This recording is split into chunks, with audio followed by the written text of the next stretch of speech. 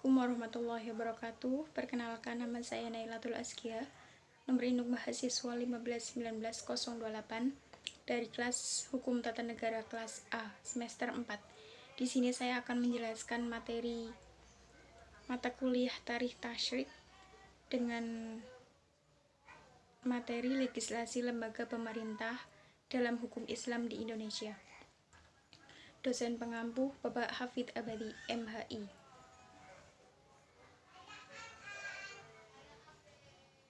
Bismillahirrahmanirrahim.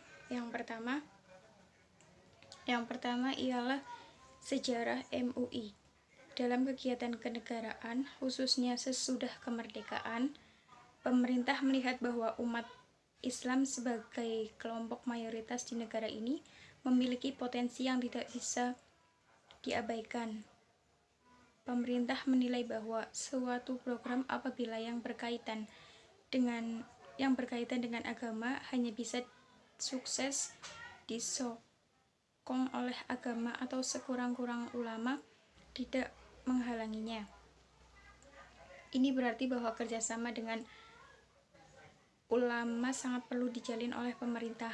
Untuk maksud tersebut, di zaman Soekarno telah didirikan Majelis Ulama yang kemudian disusul dengan lahirnya berbagai majelis ulama daerah. Namun, wujud dari majelis ulama yang ada di berbagai daerah itu belum mempunyai pegangan dan cara kerja yang seragam. Sampai akhirnya atas prakarsa pemerintah Orde Baru diadakanlah suatu musyawarah nasional ulama yang terdiri atas utusan wakil-wakil ulama provinsi se-Indonesia di Jakarta dari tanggal 21 sampai 28 Juli 1975. Musyawarah inilah yang berhasil secara bulat menyepakati berdirinya Majelis Ulama Indonesia atau yang disebut dengan MUI. Sejak Majelis Ulama Indonesia MUI berdiri pada tahun 1975 sampai pada tahun 1990, lembaga ini telah menghasilkan fatwa sebanyak 49 buah yang mencakup berbagai bidang, seperti masalah ibadah, ahwal al-syahsiyah, keluarga berencana, masalah makan dan minuman, kebudayaan, hubungan antara agama, dan lain-lain. Fatwa-fatwa yang dihasilkan Majelis Ulama Indonesia atau MUI itu ada kalanya menimbulkan kontroversi di tengah-tengah masyarakat. Ada pula yang memandangnya sebagai corong penguasa dan ada pula masyarakat yang menilainya sebagai tidak konsisten. Munculnya respon seperti itu dari masyarakat sangat erat kaitannya dengan kurangnya pengetahuan masyarakat terhadap konsep ijtihad MUI serta ciri-ciri hukum Islam yang dijadikan acuan dan Majelis Ulama Indonesia dalam menghasilkan suatu fatwa. Oleh sebab itu, studi dalam bidang ini dirasa amat perlu dilakukan. Sejak berdirinya MUI sampai akhir tahun 1990, lembaga ini telah banyak membahas soal-soal keagamaan dan kemasyarakatan yang dalam bentuk fatwa mencapai jumlah 49 buah. Kalau diadakan pengelompokan, fatwa yang dihasilkan itu dapat diklarifikasikan sebagai ibadah seperti sholat, puasa, zakat, dan haji, serta yang berkaitan dengan itu dan bidang makanan dan minuman serta bidang-bidang lainnya. Menurut ajaran Islam, ulama memegang posisi yang kuat seperti ulama sebagai pewaris Nabi Muhammad SAW. Dalam perkembangan sejarah Islam, kaum ulama memegang peranan yang amat besar. Sejak masa Nabi Muhammad SAW masih hidup, para ulama sudah mulai mengembangkan daya nalarnya dalam berijtihad. Di sisi lain, perlunya majelis ulama merupakan keinginan yang terkandung di hati umat Islam dan bangsa Indonesia. Mereka merasa perlu memiliki suatu wadah yang dapat menampung, menghimpun dan mempersatukan pendapat serta pemikiran para ulama. Urgensinya adalah guna memperkokoh kesatuan dan persatuan umat dalam rangka meningkatkan partisipasinya secara nyata dalam menyukseskan pembangunan serta ketahanan nasional negara Republik Indonesia. Selanjutnya, metode penerapan hukum Islam MUI. Metode Metode yang dipergunakan oleh Komisi Fatwa MUI dalam proses penetapan fatwa dilakukan melalui 3 pendekatan, yaitu pendekatan naskoti, pendekatan qauli, dan pendekatan manhaji. Kata fatwa dalam bahasa Arab biasanya disebut juga dengan al-futiyah atau al-fatwa, sedangkan memberi fatwa digunakan kata al-ifta yang merupakan bentuk masdar dari kata kerja afta yufti, artinya menjelaskan dan menerangkan.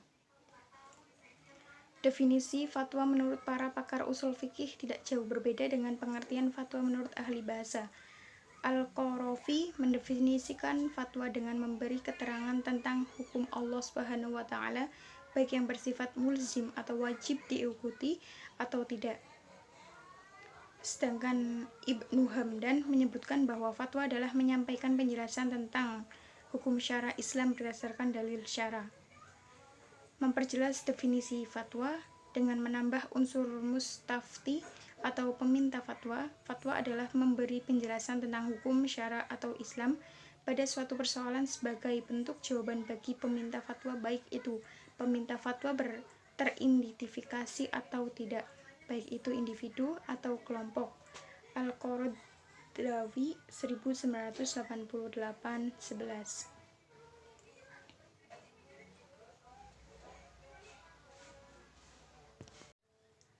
Sebagian pakar usul fikih seperti Al-Syaukani, Ibnu Rashid Ridho, Wahbah Zuhaili beranggapan bahwa tidak ada perbedaan antara fatwa dan ijtihad, karena seorang mufti pasti seorang mujtahid.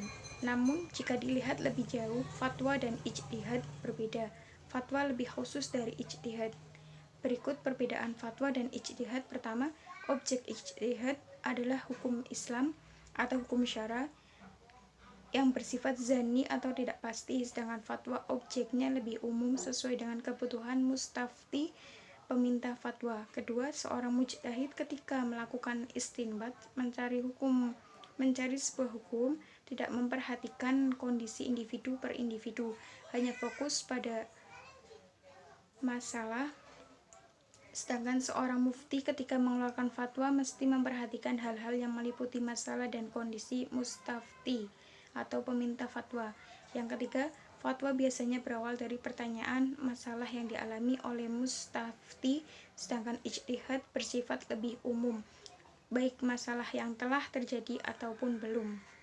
Ibrahim 2007 65-63.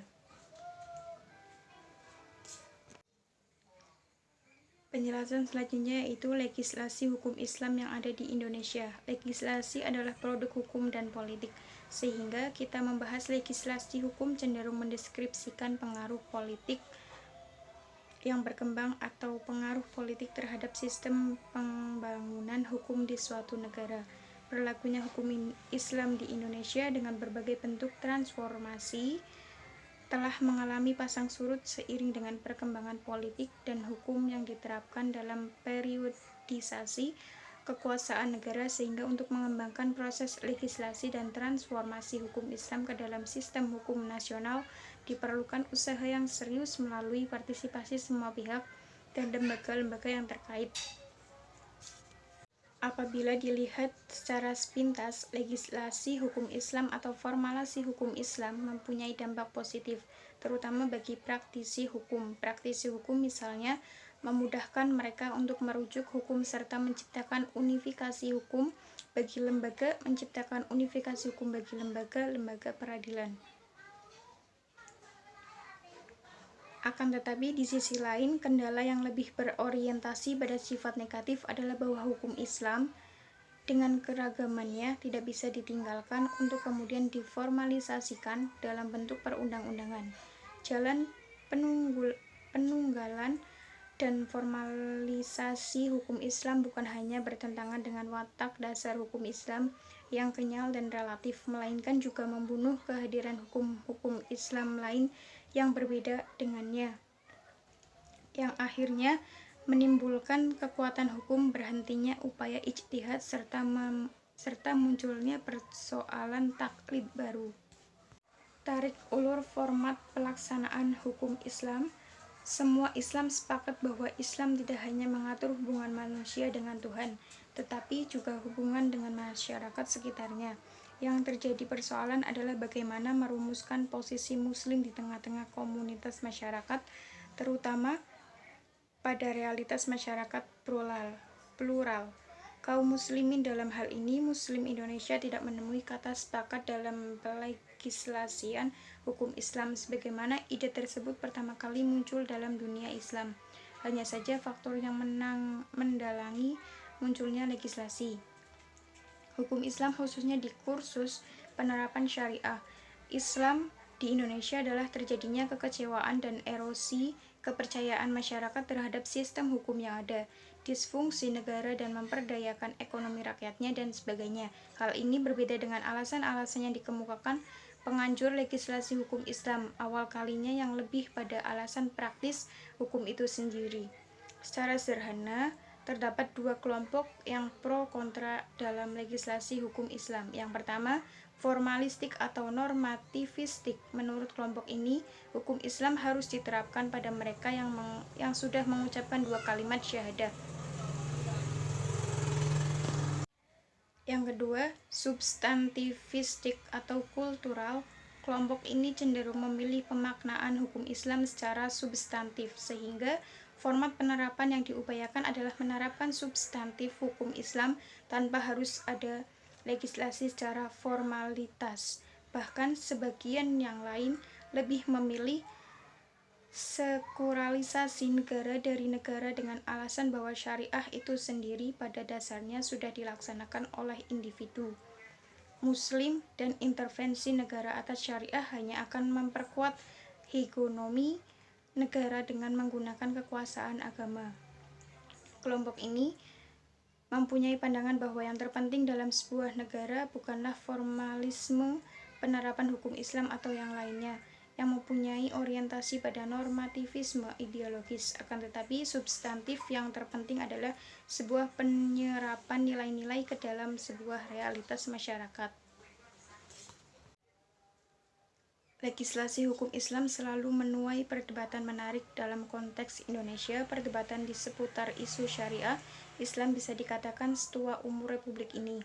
Menariknya, baik yang mengusung maupun mementahkan penerapan syariah Islam oleh negara sama-sama berasal dari rahim Islam, sama-sama lahir dan besar dari tradisi Islam, dan sama-sama fasih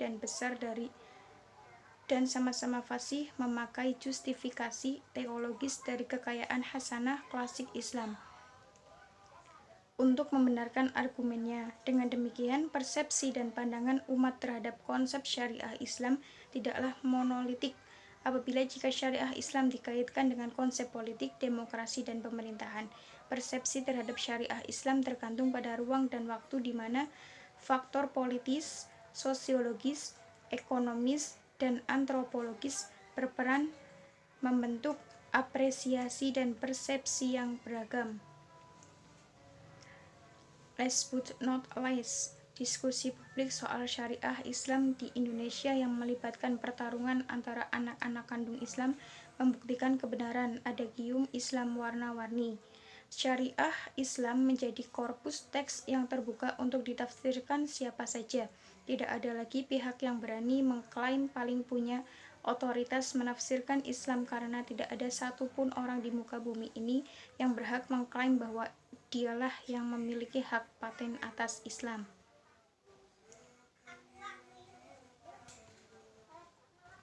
Kesimpulan dari materi ini ialah hukum Islam di Indonesia telah mengalami perkembangan yang dinamis dan berkesinambungan, baik melalui saluran infrastruktur politik maupun suprastruktur, seiringan dengan realitas, tuntutan, dan dukungan serta kehendak bagi upaya transformasi hukum Islam ke dalam sistem hukum nasional.